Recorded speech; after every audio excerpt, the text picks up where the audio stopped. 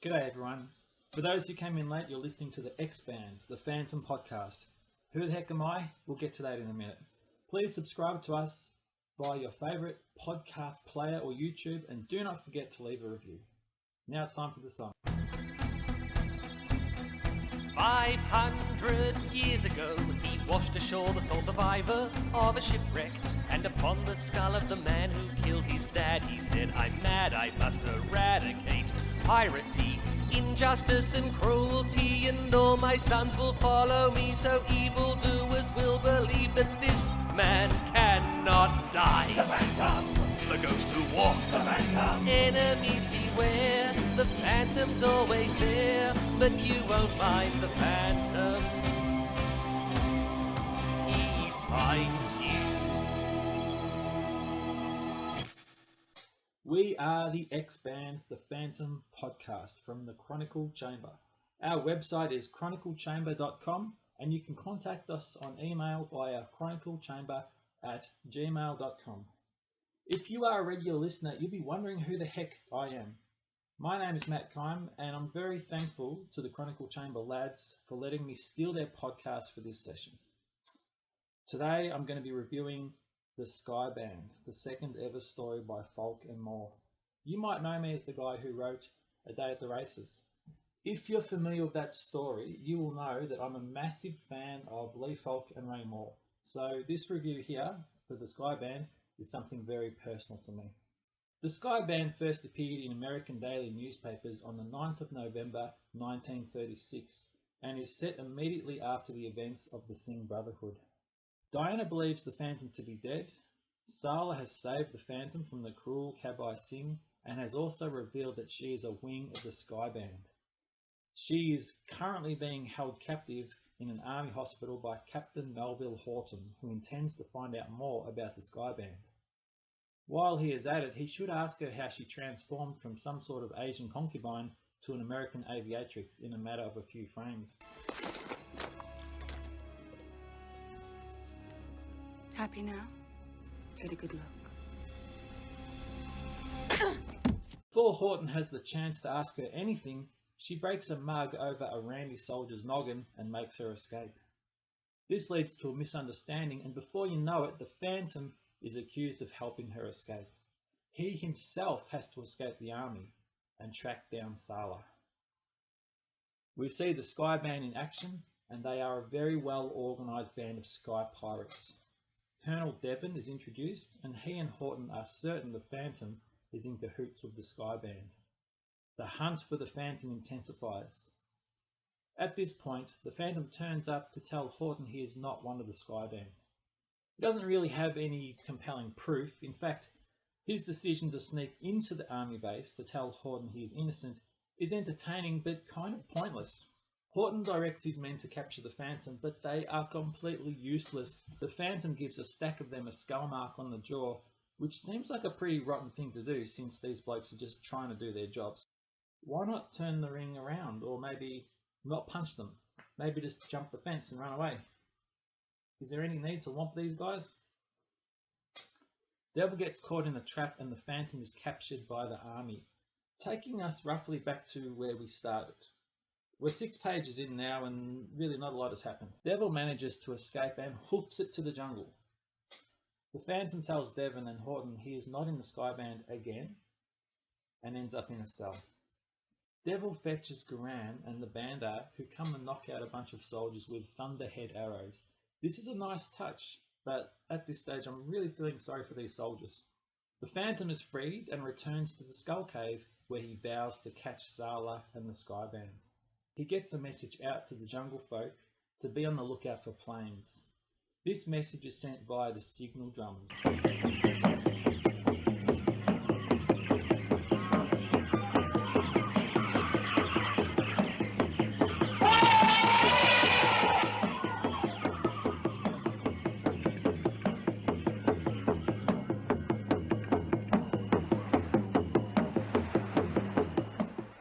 A tip-off from the Gligu people has the Phantom head to the Isle of the Herons.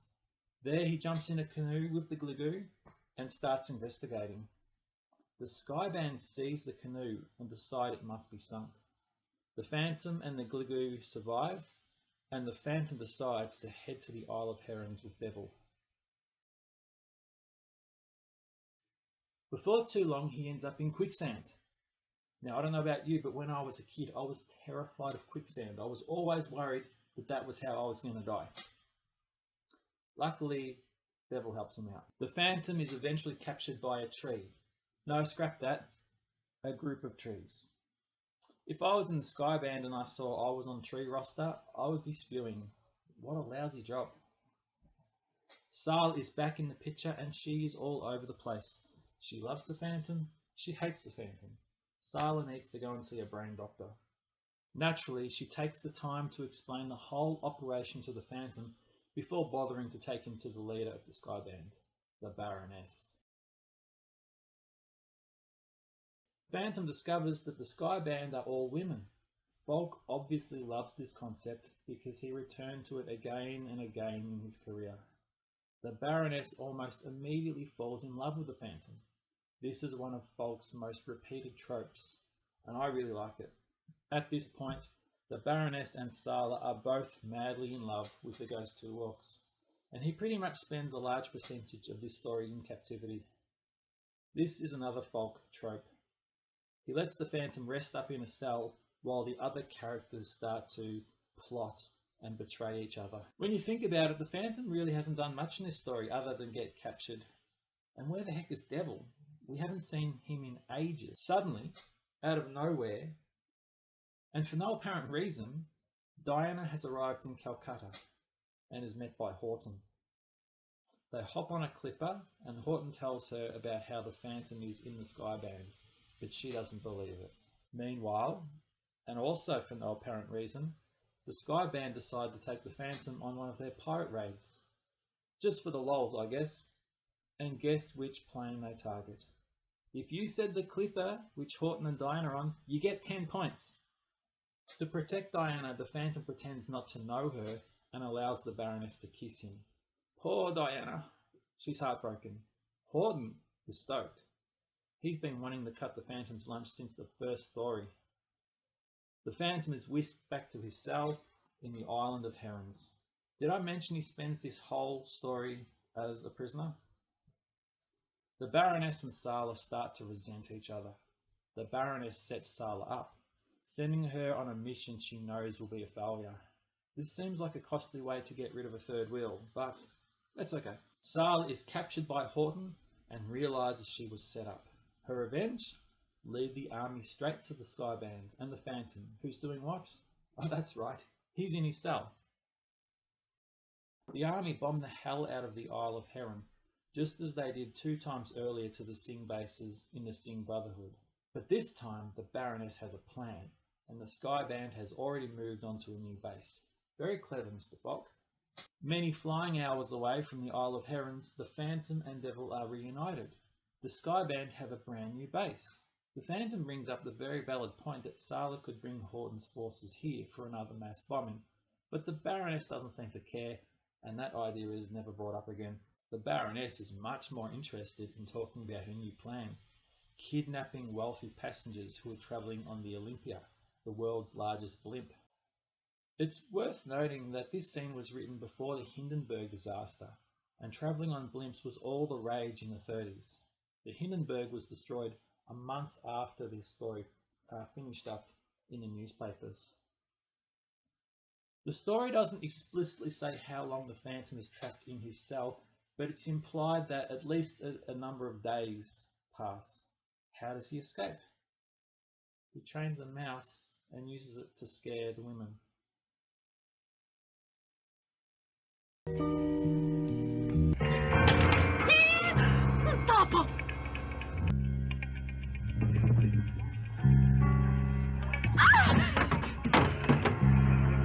He gets to the radio room and sends a warning to the Olympia before being captured yet again after the Baroness uses Devil as bait.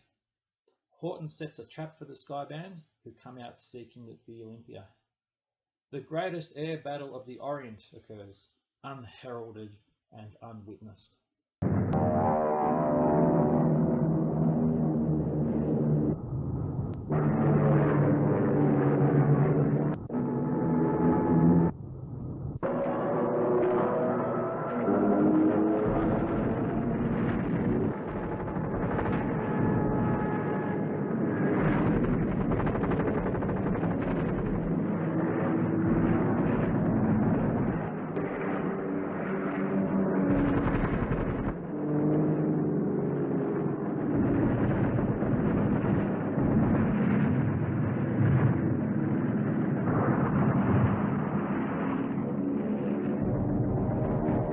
For some reason, the Baroness has brought the Phantom and Devil along. For some baffling reason, she orders her crew to unbind him and put a parachute on him before killing him. She shoots him in the chest twice at point-blank range, but he shrugs it off. Luckily, the Phantom is tough.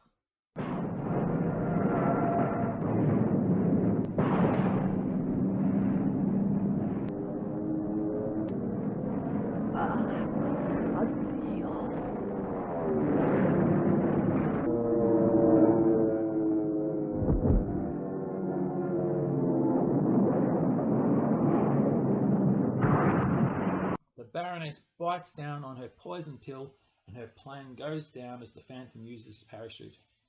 After making a few sexist quips, the Phantom and Devil find the Doctor. The Phantom forces him at gunpoint to dig those pesky bullets out. Luckily, no vital spots were touched, and the Doctor praises the Phantom's amazing vitality. And to think, all these years I thought being shot twice in the chest was more than a slight inconvenience. Meanwhile, Horton is explaining to Diana that the Phantom was a hero after all, and he died in the aerial gunfight. Without giving her any time to process this, he tells her that he loves her and wants to be with her. Go take a cold shower, Horton. I mean, dude, be cool. Diana splits the scene, and in true Lee Falk fashion, the Phantom turns up just after her ship has left the dock. He's just about to fly out and intercept it when he and Horton hear the jungle drums. Looks like Diana will have to wait, because without their white messiah to keep them under his thumb, those darn savages have decided to have a war.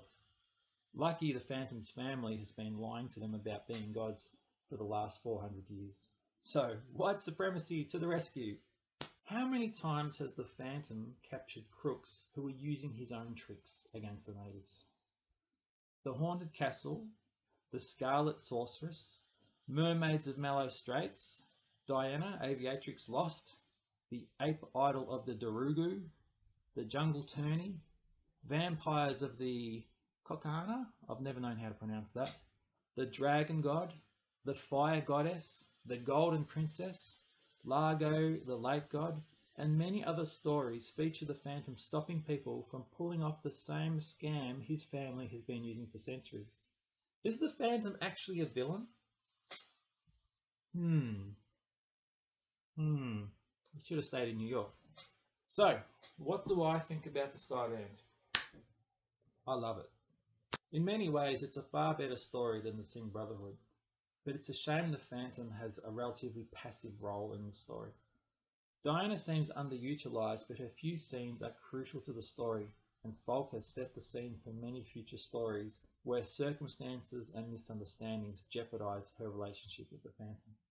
Devon and Horton are terrific, and Sala is a real standout. It's a shame the Baroness didn't survive the story, but she went out on her own terms, and I think it was well handled. Moore hasn't quite hit his peak, but he's getting very close. He was a masterful artist, and his synergy with Falk was outstanding. I'm still hung up on the idea that the Phantom should be Jimmy Wells, and that he should live in New York. But at this stage, that's just wishful thinking. Falk's decision to make him a jungle-based character was the best decision he could have made at the time. It served the series very well for a few more decades before becoming a real liability to the character's popularity. So even though the Phantom could have slept through 80% of this story, and it wouldn't have affected the plot at all, it's still a terrific romp, and I really love it. That's it for me. I'm going to hand this podcast back to the professionals for the next installment. I want to thank them very much for allowing me to share my thoughts on the Skyband. I really do appreciate it very much, Chronicle Chamber chaps, so thank you very much. If you didn't mind this review and you're sort of interested in checking out some of my work, obviously 1850 is the story I wrote, A Day at the Races.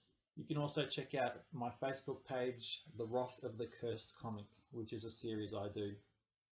If you love the Phantom and want to be kept up to date with all things Phantom, make sure you follow the best fan site out there, the Chronicle Chamber. You can find it on Facebook, chroniclechamber.com. Phantom Collector Group, Twitter @Chronicle, Instagram at Chronicle Chamber, YouTube, Chronicle Chamber. The website is chroniclechamber.com, and you can email chroniclechamber@gmail.com. Happy phantoming!